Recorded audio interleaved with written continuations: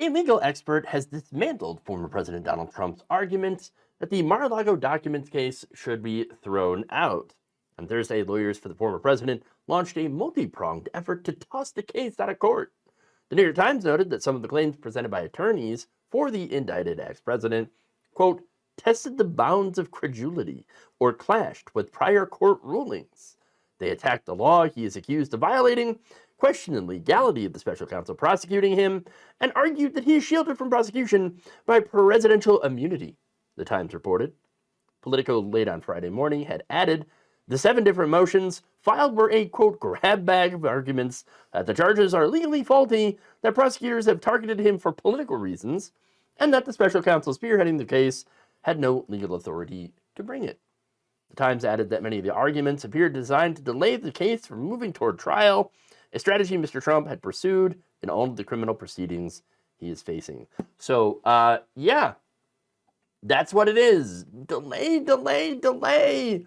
Let's just throw everything at the wall and see what sticks, even if it's ketchup. Okay, so now I want to talk about the issue of immunity, okay? Now, the Supreme Court has yet to rule on immunity, and I do not believe that the Supreme Court is stupid enough or ideologically wedded enough to Donald Trump to say that a president is completely immune from all prosecution. Seriously, that would be stupid. That would be really, really short-sighted. And as we know, these conservative justices, they play for the long game, okay?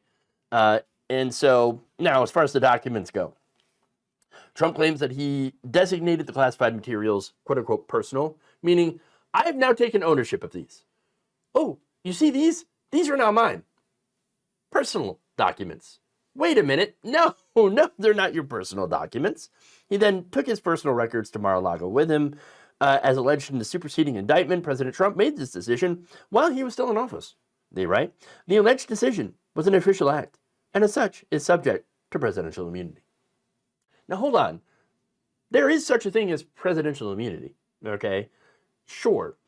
The thing is that it has to be part of your job duties as president. So you can't get sued for, doing your job as president, okay? Making these decisions, things like that. Decisions that you have made, executive orders, etc. You personally, as president, can't get sued. Yes, they can sue the office, but not you personally, okay? So now, look, this was already decided, presidential immunity, and how far this goes, okay? Bill Clinton was able to be sued by Paula Jones for sexual harassment while he was president. This is what led to Bill Clinton's impeachment, okay? Now, an impeachment is a political trial, high crimes, misdemeanors, whatever. It's not a lawsuit, though.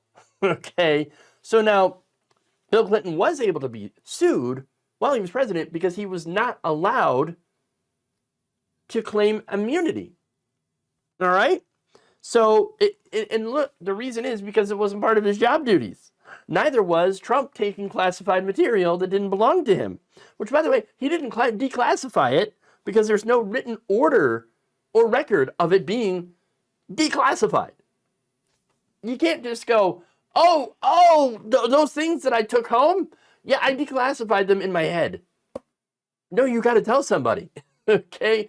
Yes, when you're president, you have the power to declassify, but you got to tell people. I mean, it seems really simple. You got to be like, okay, I am declassifying these particular files, and that's it. That I have the power. I'm president. I have the power to declassify. Okay, thanks for letting us know. Declassified, right? Now, some of the stuff that he had in his possession, there were some defense-related documents, nuclear-related documents, that some people would be like, oh, whoa, no, hold on, you're going to have to go and, we're going to figure this out, okay? Because there is a process to go through, and we might disagree on this issue since they are, these are issues of national security that you can't just unilaterally declassify. Look, the president does have broad declassification powers, but stuff like that, you have to go through a little bit more of a process, and there's a good chance that you might not be able to declassify the whole thing. Okay? So there are limits to those powers, just like there's limits to presidential immunity. All right? Now, here's the thing.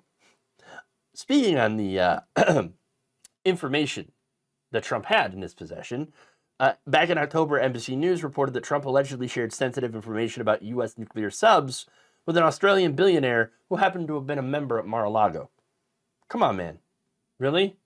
Come on. That's not stuff that you should be sharing with anyone. U.S. nuclear secrets, okay? Like, where our nuclear subs are located is not something you should tell a rando at Mar-a-Lago just to impress him, all right? So, that said, all of this led to legal experts like National Security Attorney Brad Moss calling this motion to dismiss insultingly stupid. Quote, Trump is arguing he designated all these highly classified records as personal records, and that therefore he had the right to keep them. Even if that was a plausible argument, this is a motion to dismiss. He cannot introduce new facts. Moss further dove in and said that if Trump's immunity arguments in the D.C. and Florida cases actually succeed, which there's a chance, because this is Judge Eileen Cannon's court. Now, if they succeed, it turns into a be careful what you wish for situation. Because, as Moss points out, Biden can then do the following. Number one, declare Trump a threat to election integrity and have him imprisoned immediately, at a minimum. Number two, declare the entire Trump organization a threat to national security and seize all their assets. Number three, cancel the election. 4, if by some chance he is forced out of office, he can walk out of the White House with 15 moving vans full of every classified secret he wants and sell them to the highest bidder, and no one could do anything to prosecute him for any of it. You know, presidential immunity. Furthermore, he says he can pardon anyone he wants while in office and who helped him commit any illegal act he could think of to do number 1 and number 3, and he can then claim immunity for himself if he is later indicted. Now, if that sounds comically absurd, then you were correct. It is absurd. But that's exactly what Trump is arguing that he's able to do. The sky's the limit. Now, I don't want Joe Biden to have that power. I don't want Trump to have that power. I don't want anyone to have that power. Nobody should have that power because that would make you essentially an unaccountable dictator. But here's Trump arguing that that is exactly what he should be allowed to be. Oh, of course. Yes, he says, I'll be a dictator, but just for one day. Right, for one day. Yeah, of course. But look, I say dictator because that's exactly what happens when a leader has absolutely no accountability, when there are no mechanisms to hold said person accountable so that they act with integrity in regards to the U.S. Constitution.